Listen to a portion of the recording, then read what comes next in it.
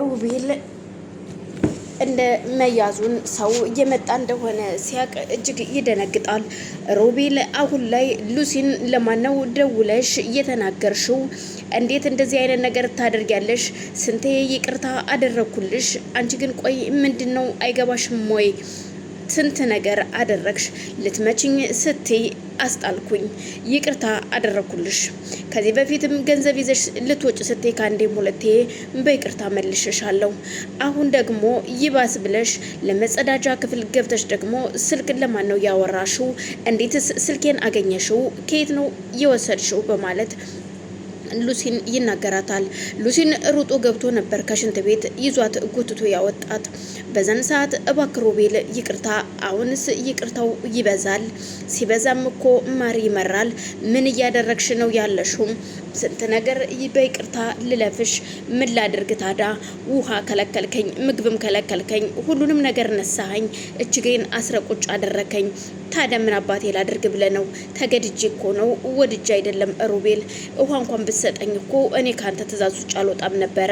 ግን ደግሞ ምን አባቴ ላድርግ፣ ሰው አይደለሁኝ ስትለው ጭራሽ መልስም ለኔ ትመልሽልኛለሽ እንዴ አንቺ የተረገምሽ? በማለት እሷን በጥፊም በርግጫም ይመታታል። እባክህ ሮቤል ስለ ሴት ልጅ አምላክ ብለህ አትምታኝ ስትለው ሴት ልጅ የሚባል ነገር የለም። ምክንያቱም ስልክ እያወራች ስለነበር ካንዴም ሁለቴ ሲደርስባት ስልኩን እየደበቀች አይቷት ነበር። በስከ መጨረሻም ግን ጥግ ላይ ተጠግቶ ማዳመጥ ይጀምራል። በዛን ሰዓት ነበረ ሉሲ ስልክ እንደምታወራ ጠርጥሮ በር ከፍቶ የገባው። እናም ከዛን በኋላ የሷን መከራ ማን ነው የሚችለው? ባልበላ አንጀቴ እባክህ ባታንገላታይ ምን አለበት?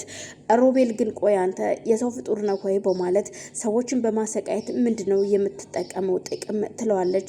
አሁን ለማን እንደደወልሽ እስካልነገርሽኝ ድረስ በፍጹም አልተውሽም፣ አለቅሽም። ማንን ነው እንዲመጣ ያደረግሽው? ሲላት እኔ ለማንም አላደረኩኝም፣ ማንም እንደማይመጣ እመነኝ። ምክንያቱም የተናገርኩት ነገር የለም፣ ወደው ነው ያያስከኝ።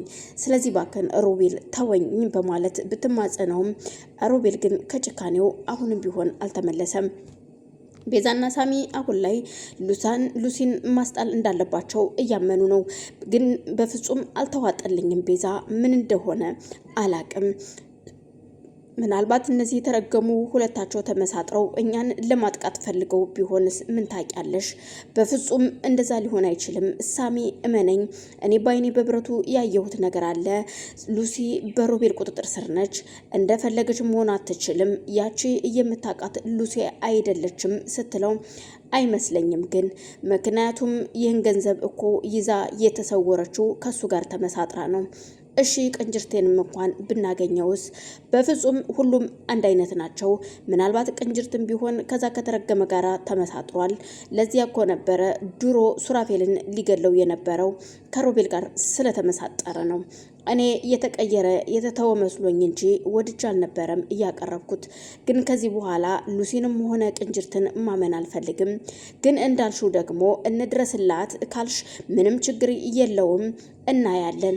ግን ሁለቱ ተመሳጥረው ከሆነ እመኝኝ ቤዛ አጠፋታለሁ ይላታል። በፍጹም አይደለም እመነኝ፣ እኔ ዛ ቆሜ ባየሁበት በነበርኩበት ሰዓት ያየሁት ነው። ሱራፌልም ግራ ተጋብቶ እውነት ለመናገር ግን እኔም ባለፈው ስጠይቃት ጥሩ መልስ አልመለሰችልኝም። ምክንያቱም ቁጣ እያላት ነበረ። እኔ ድሮ ያቺ የምታቀኝ አንተ ቤት ስትሰራ የነበረችው ሉሲ አይደለችም የሚል ቃል ነበር የተናገረችኝ። አላቅም፣ ምናልባት እንዳልከው ሳሚ ተመሳጥረውብን ይሆን? ግን ደግሞ ስለ ሎሚ እውነታ ማወቅ ይኖርብናል ብዬ አስባለሁ።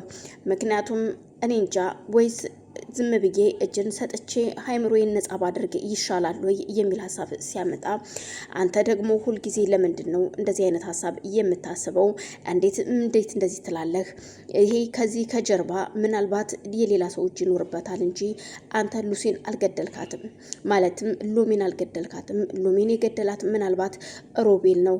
እባክህ እመነኝ ሱራፌል፣ እባክህ ፍቅሬ፣ አንተን ማጣት አልፈልግም። ሲቀጥል ግን ደግሞ አንተ አልገደልካትም። ያችን ሴት የገደላት ራሱ ሮቤል ነው። ምናልባት አንተ የምታውቀው ያን ጊዜ ስለጠጣህና ስለሰከርክ ስለወደቀች የሞተች መስሎክ ሊሆን ይችላል። እባክህን ብላ ብትማጸነውም ግን አላቅም፣ ሃይምሮዬ ከጸጸት እየነጻልኝ አይደለም። ከእለት እለት ጭንቀቴ እየጨመረ ነው ይላቸዋል። ግራ የተጋቡት ሳሚና ቤዛ ምን ማድረግ እንዳለብኝ አላቅም፣ ግን አሁን ቢሆን ተመልሼ እዛ ቤት ገብቼ የዛን ቤት ነፃነት ማወቅ ፈልጋለሁ። የዛችን ምስኪን ሴትም መሞቷን በማን እጅ እንደሆነ ማረጋገጥ ፈልጋለሁ ስትል ሉላ በሯን ዘግታ እያለቀሰች ነው። ቆይ ግን ለምንድን ነው የኔ መከራና ስቃይ የማያልቀው?